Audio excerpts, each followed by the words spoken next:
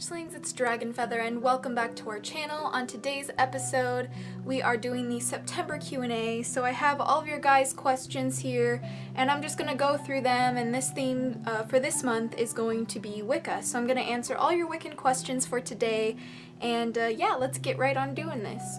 So Emma Redden asked, I have been studying Wicca for a while, about 5 months, and I think I'm ready to cast my spell. I want my first spell to be saved for Samhain. What spell should I do for Samhain? So I feel like a great spell to do on Samhain is a New Beginning spell. And when you're starting your first spell on Samhain, I think that's a great idea because it's the Witch's New Year and it's a very powerful time for magic indeed. So I feel like a New Beginning spell would be good. A protection spell is always good to do for your first spell regardless of what time of year it is.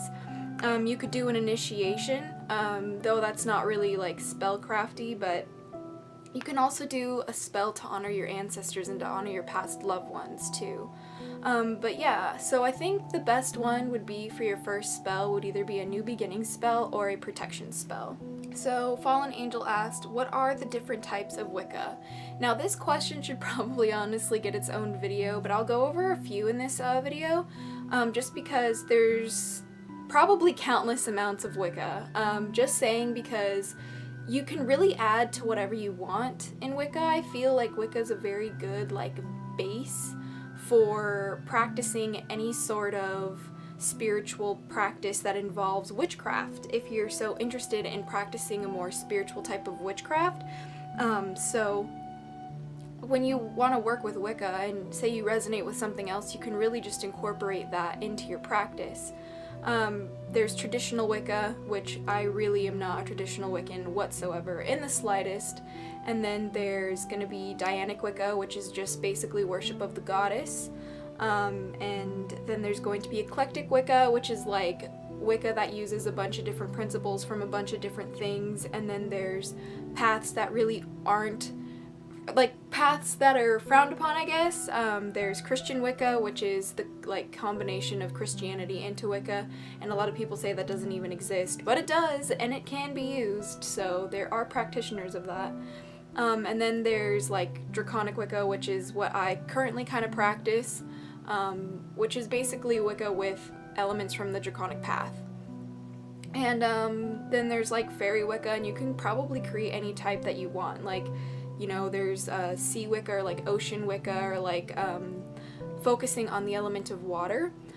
So there's really just kinds of a lot of different types of Wicca, though I'm sure there's many more that I missed, and that's probably a good video topic for its own video.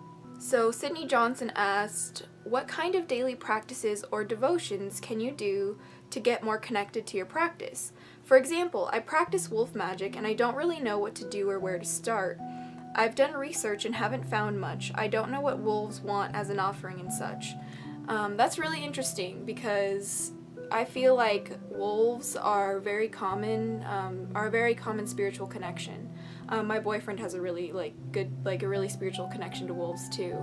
And if you want to have a practice that involves wolves, I suggest really really meditate and work on connecting with the spirit or the energy of wolves, and meditate with their, maybe a recording of them howling in the background, or nature sounds, or go out into nature and focus on the energy of wolves and what do they mean to you and what do they represent to you, and kind of take those elements and put them into your practice. I know that wolves have been kind of a magical symbol for me too. I really feel like wolves hold dark magic power, but they are a balance. I feel like they are a balance of darkness and light.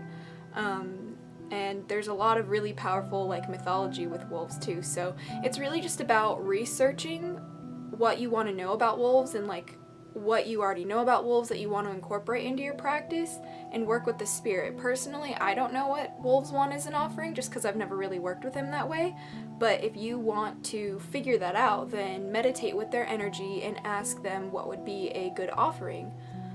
So I don't really know. Good question. So Jake Daddy asked, how do you know that the path you are on is the right one for you. So a big thing in most spiritual practices, especially witchcraft and Wicca, and the Draconic path as well, is to question your practice all the time. And that's how you're going to know when you are in the right place. And if you are honest with yourself, am I on the right path? And something feels off to you, ask yourself why and where you should go to really kind of take that extra step to find what is the right path for you. So it's very much about listening to your intuition, listening to your heart, your soul, and your higher power, and really trying to see if the path that you're on is right for you, or if it's just a stepping stone to get to what path is right for you. Like, I feel like Wicca has been a very good practice for a lot of people, and a lot of people still practice Wicca for, years and years and years, but I feel like some people also get introduced to, say, the Draconic path through Wicca.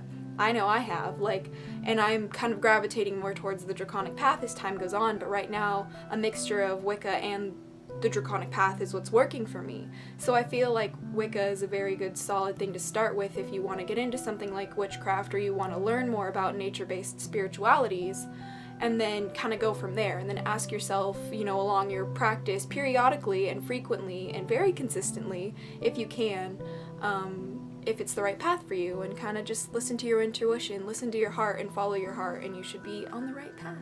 Moo Rabbit asked, are ritual robes, baggy clothes, and skyclad necessary for rituals? So this is a very good question. I feel like they are not necessary for rituals, especially being skyclad is not necessary for a ritual, though I do recommend trying it at least once. I have done skyclad rituals. I don't do them all the time, but I know that it's a very empowering feeling, and it's a way to connect with just how you are, rather than anything else, anything gaudy like that. But when it comes to wearing ritual robes, the intention of the ritual robes is to present yourself to divine energy and to separate the mundane from this spiritual realm that you are trying to connect with, and from this magical energy. And it's basically just giving you a physical representation, a physical feeling, to help you connect on a better and deeper level during rituals. So it's honestly very optional. And baggy clothes, I haven't heard this one before, though I know that comfortable clothes are pretty much necessary in ritual, because if you're not comfortable in what you're wearing, then it's going to be really hard to focus on raising the energy, or on the intention, or whatever the goal is for this particular ritual, So being in comfortable clothes, I feel like, is really the only requirement, and just make sure they're clean, just make sure you're clean when you have a ritual. So Mama Circle asked what books are good for beginner Wiccans.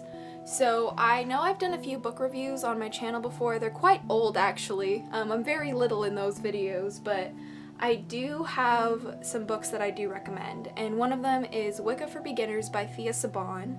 Another one is going to be Wicca for the Solitary Practitioner, I believe it's what it's called, by Scott Cunningham, and then Wicca Year in a Day by Timothy Roderick, and then Wiccapedia, which I will leave links to those books down below if you guys are interested. But those are the 4 books that I really recommend to get good with Wicca, and to understand it, to follow the Year in a Day path, if it's just the most efficient way to learn. And then I feel like those books are just my clutch books that are for Wicca, and the essentials for Wicca. So Leanna Horton asked, to you, where is the line between practicing Wicca and just practicing witchcraft? So for me, the line between practicing Wicca and just practicing witchcraft, okay, I feel like when you are practicing just witchcraft, you might not be working with gods and goddesses as much. When you are a Wiccan, or when you are practicing Wicca, there is a more religious type aspect to it, in the sense that you have a belief in God and goddess, and that they exist in the universe. And that they are a representation for the duality, or the polarity that we see in this world. Light, dark, night, day, moon, sun, and, earth, fire, and water and air. It's all these polarities, basically. And when you're working more with the god and the goddess aspect, you are more practicing in a Wiccan format, I feel. And that's why my altars are separated in god and goddess sections, because I like that duality. It helps me connect to deity. And when you're practicing more of a witchcraft, maybe you're focusing more on spells rather than the celebrations of the Sabbats. Maybe you are focusing more on, crafting, something like this. Like maybe you're just mostly focusing on crafting books, or maybe when you're practicing more just witchcraft, you're working with, herbs and how mixing them together could heal you, or something like that. But when you're working on the Wiccan side of things, it's going to be more about connecting to Gaia. It's going to be more about connecting to the god and goddess and having a ritualistic type practice where you honor them daily, and it's just kind of like it's a very subtle difference, I feel, because then again, witchcraft is a big part of most Wiccans' life. Though I want to say that it's not practiced by all Wiccans, though I could be wrong. I don't know every Wiccan, but from my experience, I feel like witchcraft is very much a part of Wicca, but Wicca isn't always a very big part of witchcraft. So it's just kind of like a slight difference, but to some witches it's a huge difference, if that makes sense. Okay, so Rad Vibes asked, what are some tips for integrating Wicca into your everyday routine, and what are some ways to stay focused and motivated with Wicca? So if you want to practice Wicca, if you want to practice this, spiritual path, then I recommend, if you've already done your research, to really focus on taking that first step. Like, how do you want to take your first step onto this path? I always recommend protection spells and protection magic, but really, I feel like when you want to start practicing Wicca, doing a very simple ritual for celebrating a Sabbat is going to be the best way to start connecting. I know that for me, the first time I really ever felt like connected to this path was the first ritual I ever did for Beltane, which was the first time I've ever celebrated a Sabbat. It was the first time I ever did anything like that whatsoever, and it was the time that I felt most authentic and most, mystified by this magic, and I was just so in awe. And so I feel like practicing a ritual on each of the Sabbats to start off as best as you can. They don't have to be big, they can be very, very small rituals, but just taking that extra step to consciously honor like the changing cycles and the holidays that we celebrate, and also trying to have a celebratory, ritual or, spell casting divination circle for the full moon, and that will really help you connect and really help you balance out those two, god and goddess energies that we really focus on in Wicca to practice. Let me see. And some ways to stay focused with it is, planning your rituals instead of just like, oh, what am I gonna do? Like, try and be mindful of when the next Sabbath is. Try and be mindful of where the full moon is, and try and learn to look at the moon and know what phase it's in, or to, mark it on your calendars, or to mark it in your planners, or to make sure that when you check the date today that you also check what the phase of the moon is in, and then plan your rituals accordingly. It's really good to stay in tune with the seasonal changes and the lunar phases, because that is a very big cyclical part of this practice. So trying to stay, very in tune with that, and trying to at least, put some focus into that is going to help you stay on your path, even when you're feeling or having a hard time staying connected. I know that for me personally, I feel the most connected to my practice and my path on, Samhain, and during this time of year, during autumn and winter, I feel most connected to my practice. So it can be very seasonal, but just try and remember to, celebrate each turning cycle, and to, be thankful that we have these cycles that gives this wonderful place that we live on life. So that's kind of how we stay focused. Josh B808 asked, what are we supposed to know to become a Wiccan? So what you're supposed to know in order to become a Wiccan is just the very basic knowledge. I recommend knowing what the Wiccan Rite is, and what practices we follow, like and we harm none, do what ye will, and the threefold law, we follow those as well. And then when you learn that basic knowledge, then what is the god and goddess, and what does that mean to you? And then the 5 elements, earth, air, fire, water, and spirit, what are they and what do they mean to you? And then, get in touch with the Sabbats, get in touch with the, celebratory holidays. Why do we celebrate these? What does it mean? How does that apply to my spirituality? How do I relate to that?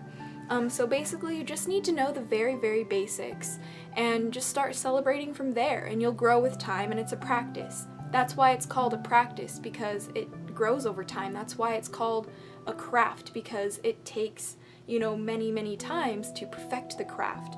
So you will never perfect it, obviously, but you can try and get as close as you can and try and learn as much as you can to grow. So it's about growing. It's not about being perfect, it's about constantly growing.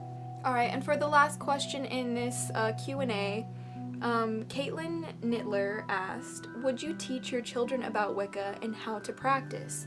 And the answer is yes, absolutely I would. And the reason why I would do this is because it has had such a profound effect with how I connect to the earth that I would want to teach my children knowing that knowledge with, the ability to connect to magic and to be able to create magic and to be able to use that to better themselves and to help them throughout their life, and also why we celebrate the changing of the seasons and why we, worship the place that we live on and the earth that's below us and the sky that's above us and the stars and the moon and all of these beautiful forces of nature, why they're so important.